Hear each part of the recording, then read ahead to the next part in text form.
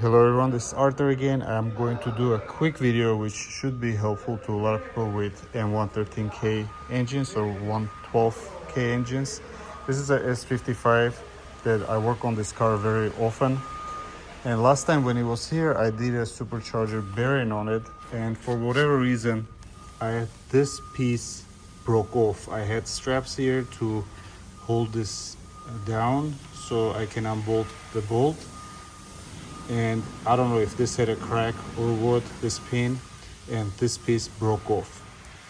Now I did JB weld it back in place. I put a little bit of sealant because there is a PCV passage right here, and it's been working great. There hasn't been any issues. The owner has been driving the car for the last couple of weeks, but I did want to make it right, so I did buy a used supercharger and I removed the snout from the used one, and I'm going to install it on this car. So I'm going to give you a few tips on how to do this, and if you need to do this, this will help you. So this snout is held by 7 6mm Allen bolts, which are pretty tight, so you want to make sure you spray some penetrating fluid on them before you pop them out. You don't want to round them out. And then this is held by one metal gasket over here. It's not a sealant, and this just slides out. If the supercharger is out, it's very easy. It just comes out forward, and then you can reuse this. You can actually remove the bearing and replace it if you need to, etc. Whatever you need to do.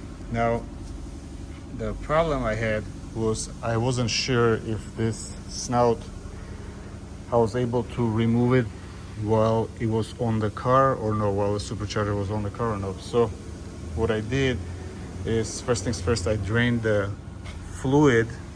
I used the syringe with a small tubing in the end, and this fluid really stinks. It's probably the worst smelling fluid I ever smelled on a car, and it's horrible. So I did drain it. There is a small 5mm Allen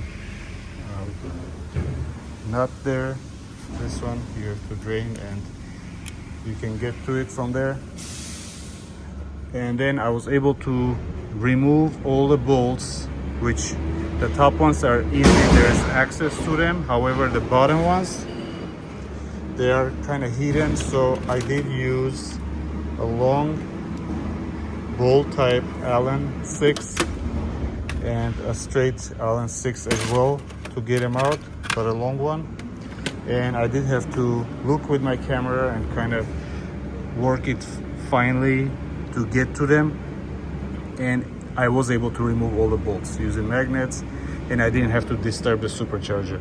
I did remove these runners on the sides to give me a little bit more access, but these are very easy to remove. There's few bolts and they come off. So to pop this out, I thought it might not come out, but it did. I had to push down on this hoses slightly, and this pops out. There's enough room for you to remove it, even with a fan in place, and it worked out good. The gasket is still in place. I'm going to clean this up and reassemble everything back. Make sure this connector is connected. There's vacuum line over here. There's small PCV hoses on this side. You have to connect those. I did remove the supercharger belt and tensioner to give me a little bit more room here to access the bolts. Other than that, it's pretty straightforward. I'm really happy to know that I didn't need to remove the supercharger completely, as they would, open up more parts needed to be replaced unnecessarily, possibly.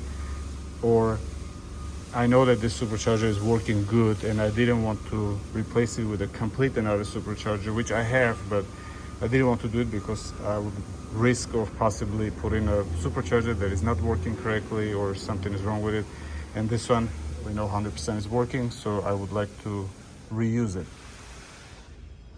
So if you have issue with this breaking off for whatever reason, this would be a fix for this. If you don't want to replace the complete supercharger, if you can find this piece separately, which I've seen for sale, and it's pretty expensive, almost the same price as complete supercharger. Complete supercharger was about $1,000, and this is still works fine. I just didn't want to leave it like this, and I'm gonna put it together and somebody I'm sure can use it. As far as the issue goes with this, for the bearing replacement, why this happened is, for sure next time if I have a car with this issue, I'm going to lift up the engine from the mounts and use a gun to remove this bolt and not even mess with any straps or anything like that, because you have a chance of damaging this, and I don't want this to happen to ever again. So like that. So hopefully this is helpful for you if you have this engine.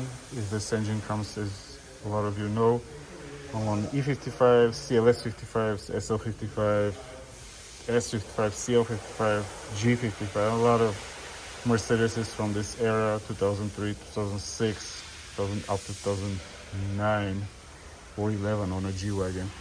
Great engine, small issues here and there, but overall great design. Hopefully this short video was helpful to you. Please comment, like, and subscribe. There are more videos to come. Okay, everything is back in. I just need to add oil to the supercharger. The port is right there, the little screw, little plug. I'm waiting for the oil to come. If this one takes mobile jet oil 2, I guess it's called. I ordered it, it hasn't come in yet. And once I do that, everything should be good. It went in actually smoother than it came out. So, not hard to do.